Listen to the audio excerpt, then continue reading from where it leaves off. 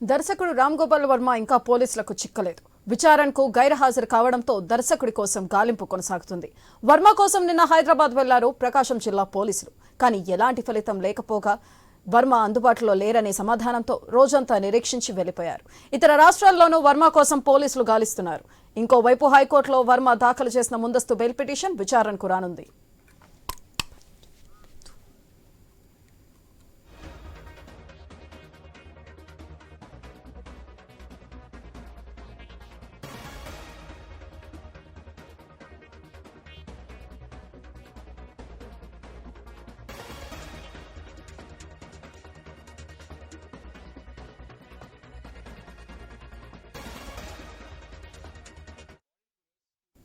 దర్శకుడు రామ్ గోపాల్ వర్మ ఇంకా పోలీసులకు చిక్కలేదు. అయితే విచారణకు గైర్హాజరు కావడంతో దర్శకుడు కోసం గాలింపు కొనసాగుతుంది.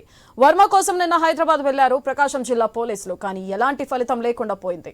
వర్మ అందుబాటులో లేరనే సమాధానంతో రోజంతా నిరీక్షించి వెళ్లిపోయారు. ఇతర రాష్ట్రాల్లోనూ వర్మ కోసం పోలీసులు గాలిస్తున్నారు. ఇంకోవైపు హైకోర్టులో వర్మ దాఖలు చేసిన ముందస్తు బెయిల్ పిటిషన్ విచారణకు రానుంది.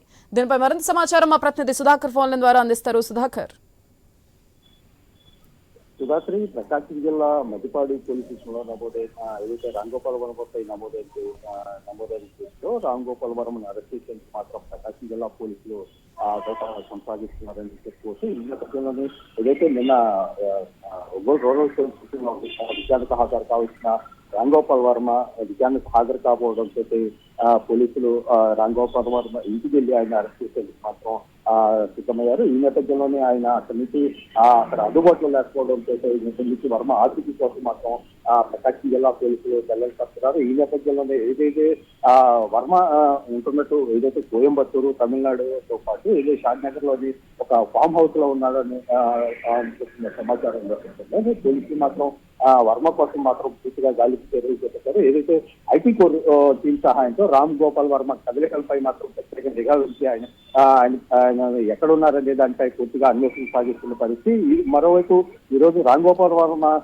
ఏదైతే హైకోర్టులో బెయిల్ పిటిషన్ దాఖలు చేస్తున్న నేపథ్యంలో ఈ రోజు విచారణకు హైకోర్టులో బెయిల్ పిటిషన్ విచారణకు రానున్నది. ఈ నేపథ్యంలో ఈ రోజు రామ్ గోపాల్ వర్మ కేసుకు సంబంధించి హైకోర్టులో బెయిల్ పిటిషన్ వస్తుందా లేదా అనేది మాత్రం వేచి చూడాల్సిన పరిస్థితి. మరోవైపు రామ్ గోపాల్ వర్మ మాత్రం ఇప్పటికే రెండు సార్లు నోటీసులు ఇవ్వాల్సిన ఒంగోలు రూరల్ పోలీసులు 2 సార్లు గైర్హాజరయ్యారు మాత్రం ఇటు ఒంగోలు రూరల్ పోలీసులు మాత్రం సీరియస్ చేస్తున్నారు. ఈ నేపథ్యంలోనే రామ్ గోపాల్ వర్మను అరెస్ట్ చేసేందుకు మాత్రం పూర్తి స్థాయిలో పోలీసులు మాత్రం సంసిద్ధమయ్యారని చెప్పుకోవచ్చు. మరోవైపు ఈ రోజు బెయిల్ పిటిషన్ తీర్పు తర్వాత రామ్ గోపాల్ వర్మ కేసు విషయంలో పోలీసులు ఎలా స్పందిస్తారనేది చూడాలి.